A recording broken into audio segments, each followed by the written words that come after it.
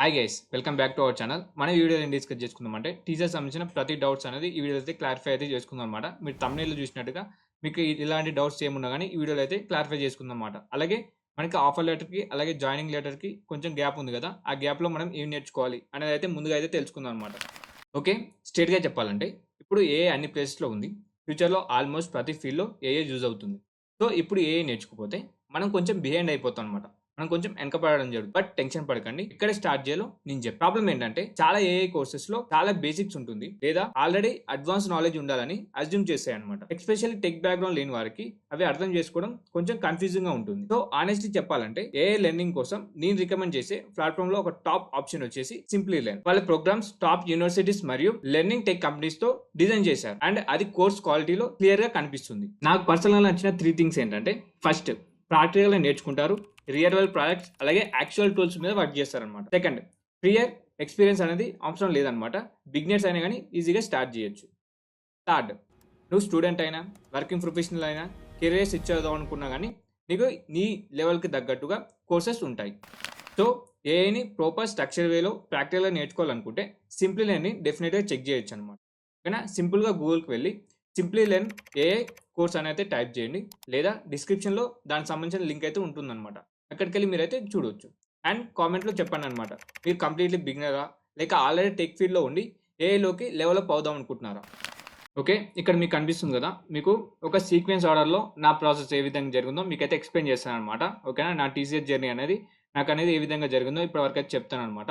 అలాగే మీ ఈ విధంగా ఏదైతే సీక్వెన్స్ ఉందో మీరు కూడా ఈ ఆర్డర్లో మీరైతే కామెంట్ చేయండి అనమాట. విధంగా కామెంట్ చేసినట్టయితే ఎవరైతే మీ ప్లేస్లో ఉన్నారో వారికైతే తెలుస్తుంది అనమాట. అంటే మనకు కూడా ఈ రోజు జాయినింగ్ లెటర్ వచ్చింది, సో మనకు కూడా అంటే ఈ రోజు ఆఫర్ లెటర్ వచ్చింది, మనకు కూడా ఆ డేట్స్లో మనకి జాయినింగ్ లెటర్ వస్తుందని అయితే వాళ్ళైతే క్లారిఫై చేసుకుంటారు అనమాట. మీరు ఈ ఆర్డర్లో ఇచ్చినట్టయితే ఫర్ ఎగ్జాంపుల్ నేను చెప్తాను, ఆర్డర్ మీరు కూడా కామెంట్ చేయండి అనమాట. ఓకేనా, దాని ద్వారా వేరే వాళ్ళకి కూడా హెల్ప్ అవుతుంది. సో ఇదే మనకి మెయిన్ ఈ వీడియో యొక్క ఇంటెన్షన్ అనమాట. ఓకేనా, ఇక్కడ చూసినట్టయితే టీసీఎస్ ఎన్క్యూటీ ఎగ్జామ్ వచ్చేసి నాకు 21 Feb 2026 రోజు నాకైతే ఎగ్జామ్ జరిగిందనమాట.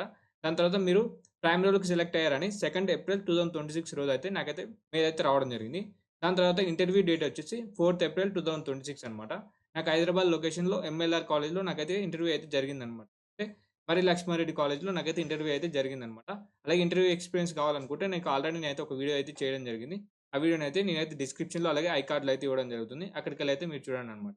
దాని తర్వాత డాక్యుమెంటేషన్ మెయిల్, అంటే మీరు ఒక సింగిల్ పీడిఎఫ్ చేసి మీరైతే అప్లోడ్ అనేది చేయాలన్నమాట ఇంటర్వ్యూ తర్వాత. సో దానికి సంబంధించిన వీడియో కూడా నేను చేయడం జరిగింది. దానికి సంబంధించిన మెయిల్ అనేది నాకు 9th April 2026 రోజు అయితే రావడం జరిగింది. దాని తర్వాత ఆఫర్ లెటర్ వచ్చేసి 9th April 2026 రోజు అయితే రావడం జరిగింది. సేమ్ డేట్ రోజు నాకైతే ఆఫర్ లెటర్ కూడా రావడం జరిగింది అనమాట. దాని తర్వాత సర్వే మెయిల్ వచ్చేసి నాకు 17th April 2026 రోజు అయితే రావడం జరిగింది అనమాట. ఓకేనా, మీరు కూడా ఈ ఆర్డర్లో మీరైతే కామెంట్ చేసినట్టయితే వేరే వాళ్ళు చూసినప్పుడు వారు కూడా కంపేర్ చేసుకుంటారు అనమాట. ఎన్ని డేస్ తర్వాత వారికి ఆఫర్ లెటర్ వస్తుంది, ఓకేనా, అలాగే ఎన్ని డేస్ తర్వాత వారికి జాయినింగ్ లెటర్ వస్తుంది అని అయితే వాళ్ళైతే ఒక అజంప్షన్ అయితే ఉంటుందన్నమాట. ఒక ఏముంటుంది, ఒక ప్రీ డిఫైన్గా మనకైతే అర్థం చేసుకోవచ్చు అనమాట. కంపేర్ చేసుకోండి. దీని తర్వాత dates given in survey mail. మనకి సర్వే మెయిల్స్లో మనం ఏం డేట్స్ ఇచ్చాం, నేను ఐఎస్ఎం రిజల్ట్ వచ్చేసి నాకు June 2nd వీక్లో వస్తుందని ఇచ్చాను. అలాగే సర్టిఫికేట్స్, మన కాలేజికల్ సర్టిఫికేట్స్ వచ్చేసి నాకు ఆగస్ట్లో వస్తుందని చెప్పడం జరిగిందనమాట. ఓకేనా, అలాగే బీజీసీ డాక్యుమెంట్స్, నా బీజీసీ డాక్యుమెంట్స్ వచ్చేసి నేను ఐఎస్ఎం అనేది సబ్మిట్ చేయలేదన్నమాట. ఐఎస్ఎం సబ్మిట్ చేయకుండా చాలా మందికి ఆఫర్ లెటర్స్ కూడా రావడం జరిగిందనమాట.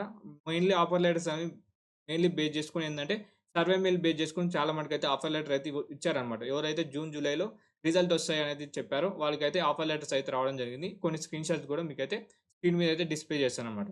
దాని తర్వాత ఎక్స్ప్లోర్ ప్రోగ్రామ్ లాగిన్. నేను ఎక్స్ప్లోర్ ప్రోగ్రామ్కి ఎప్పుడు లాగిన్ అయినా అంటే 9th May 2026 రోజు అయితే లాగిన్ అయితే కావడం జరిగింది. ఆ కోర్సెస్ అనేది స్టార్ట్ చేశాను అనమాట ఎక్స్ప్లోర్ ప్రోగ్రామ్ సంబంధించి.